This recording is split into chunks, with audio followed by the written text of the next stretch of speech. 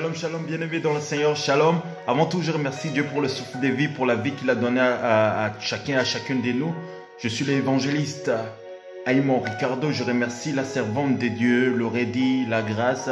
Je remercie Dieu pour sa vie, pour la vie de sa famille. Et je la remercie aussi pour le privilège qu'elle a donné, autrement dit, pour partager ces moments avec vous. Nous allons sans toutefois plus tarder aller dans le livre de Matthieu, chapitre 11, verset 28, qui dit « Venez à moi, vous toutes qui êtes fatigués et chargés, et je vous donnerai du repos.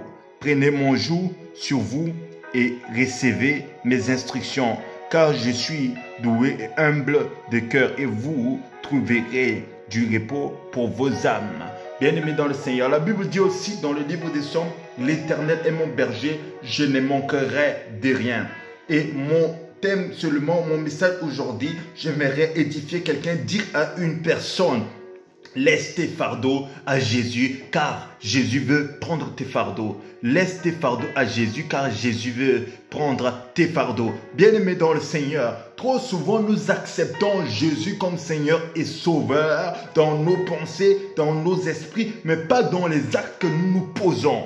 J'aimerais te dire quelque chose. C'est lui qui sait que l'Éternel est son berger. C'est lui qui sait que quand tu manques de quelque chose, tu peux crier vers, c'est-à-dire c'est lui qui pourvoit pour toi, mon pourvoyeur. Tout ce que j'obtiens, je l'obtiens dans le nom de Jésus-Christ. Tout ce que je prie pour avoir, je prie dans le nom de Jésus-Christ.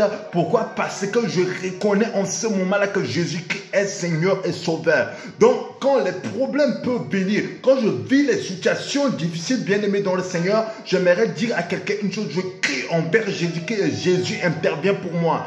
Trop souvent, nous souffrons. Trop souvent, bien-aimés dans le Seigneur, les choses deviennent dures. Pourquoi? Parce que nous voulons faire la part de Dieu à la place de Dieu. Laisse-moi te dire quelque chose. Beaucoup d'entre nous, quand il y a des problèmes, nous croyons que de nous-mêmes, nous pouvons régler cela. C'est pour ça que nous continuons à souffrir. Nous continuons, autrement dit, bien-aimés dans le Seigneur, à vivre des moments difficiles dans nos vies. J'aimerais dire à quelqu'un comme ceci, du moment où tu acceptes Jésus-Christ, laisse-moi te dire quelque chose, que Jésus a reçu le nom au-dessus de tous les noms, tout pouvoir lui a été donné et devant lui tout genou fléchit. En ce moment, les choses qui te font pleurer, bien-aimé dans le Seigneur, les situations qui te font pleurer, je déclare sur ta vie, je parle comme un évangéliste. Maintenant, je déclare que cette situation devient une source de joie pour toi au nom de Jésus-Christ. Quelles que soient les souffrances lesquelles tu es en train de vivre, que cela soit transformé, bien-aimé dans le Seigneur, en solution au nom de Jésus-Christ.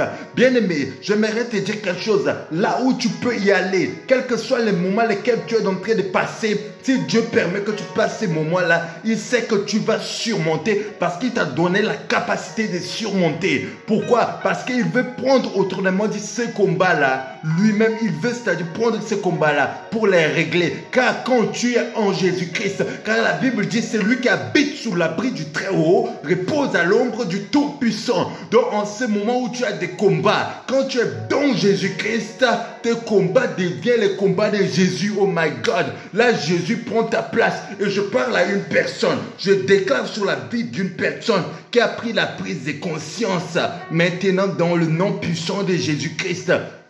Qui a cru que non, il est, c'est-à-dire autrement dit, en Jésus-Christ, je déclare que quels que soient les moments lesquels tu es en train de vivre maintenant, que ces problèmes-là s'arrêtent au nom de Jésus-Christ. Car la Bible me dit, la main de l'Éternel n'est pas courte pour agir, l'oreille de l'Éternel n'est pas dure pour entendre, et je déclare sur ta vie, si tu le crois, que cela devient ta réalité à partir de maintenant au nom puissant de Jésus-Christ. J'aimerais dire à quelqu'un comme ceci, tes problèmes sont terminés.